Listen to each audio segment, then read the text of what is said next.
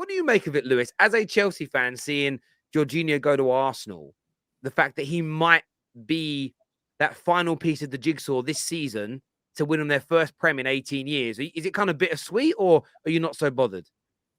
I'm fuming with it. I won't lie. I'm really annoyed with it because I think Arteta is going to have him in the same sort of role that I wanted him to have at Chelsea, which is just a rotation option. Someone you potentially bring on. Like I've kept saying, like I think the best role for Jorginho right now is to come on in the last 10, 15 minutes of a game. If your team's in a winning position and just slow the game down and control the play.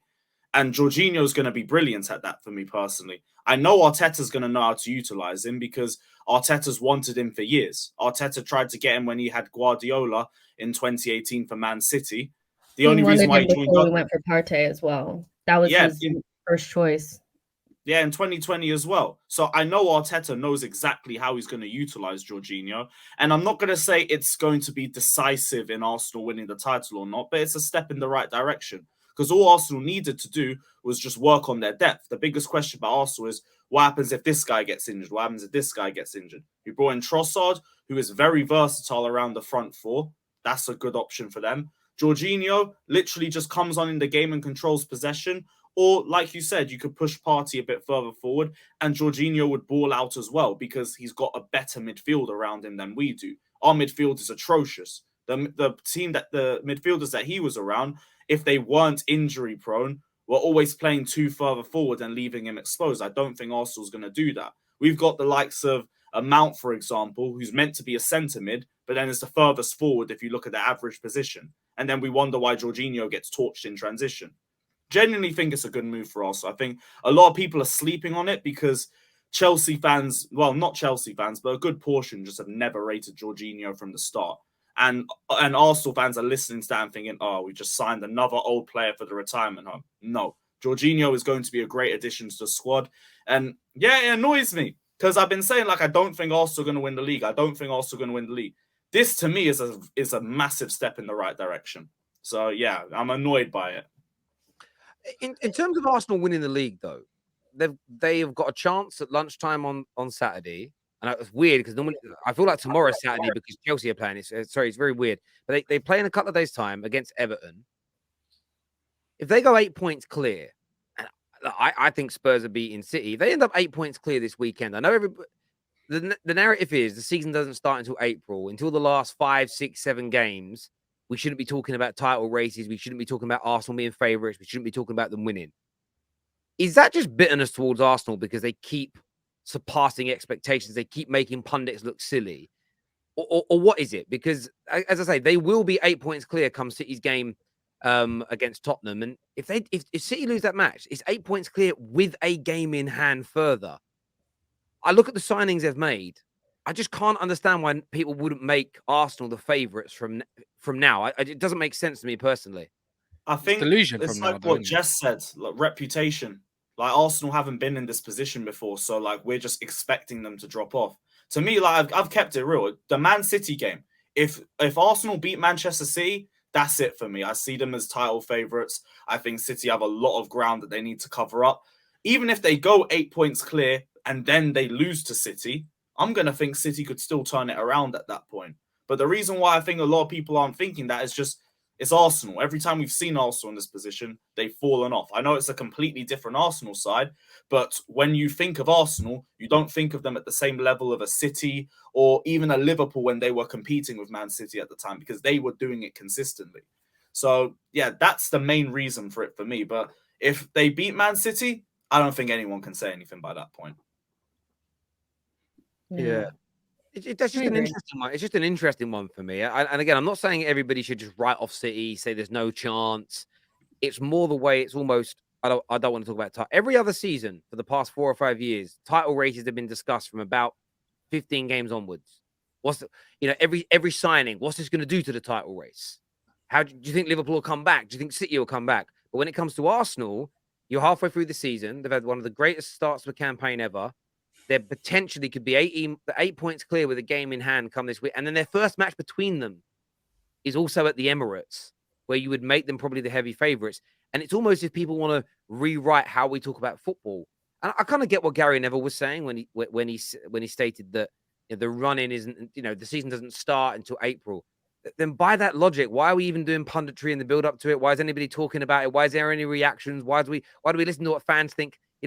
Everyone should just keep their mouth shut until April. Is that what we're now saying? I just that for me is just a little bit strange and boring. We've always done this. Like, we've always kind of talked about it. We didn't place as much emphasis on it. Like, it's not set in stone. Like, when we get to April, we'll really know, but I've always done this. Like, always made preseason predictions. We've always done it. So I don't think we should rewrite history and act like we've never spoken about these things before.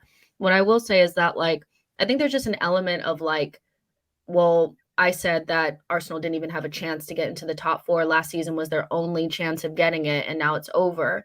And seeing Arsenal at the top flying, I think there's an element of, like, I need them to fall away because I don't want to say that I was wrong. And yeah, there's still time to go, but, like, we're probably going to get Champions League. And people said last season that was it. They wrote us off badly.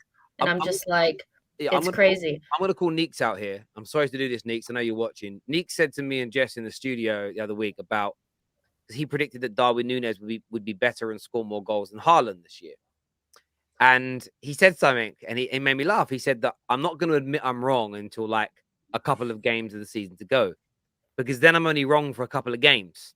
If I admit I'm wrong now, then I'm wrong for 19 games and I keep getting stick. And I laugh, but it's actually true. I think a lot of these pundits are like, if they admit they were wrong about how, not Arsenal winning the league, but how good Arsenal are, admit that Arsenal are the favourites or marginal favourites in the title race, then I'm wrong for the rest of the season. If they hold on to it long enough and it does go wrong for Arsenal, they can go, see, I told you they weren't going to win it.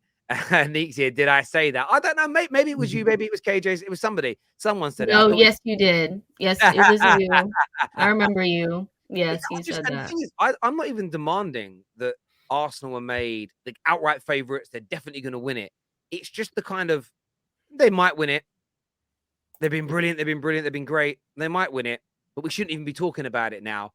But if it was the other way around and City were already 5 points clear, it would be written off and inconceivable that anybody else would get anywhere near them. And I just don't like that kind of talking football. It kind of I don't care about it personally, though, Terry. I'll be honest. If I'm wrong, I'm wrong. I'm quick to quickly say I'm wrong, because I'd rather get called wrong now, and everyone's like, yeah, at least you can admit it, rather than in April you look like an absolute toad, innit? It's a little bit like, but when it comes from professional pundits, what I felt with Sky, BT, all of these in the last few years is where they're now, it's almost like they've watched what's worked on social media, and it's almost as if they're fed narratives to say, it's like, right, this year you were going to be anti this player and you're going to stick to it no matter what, because it creates viral moments. And I get fans doing that because we're bantering each other.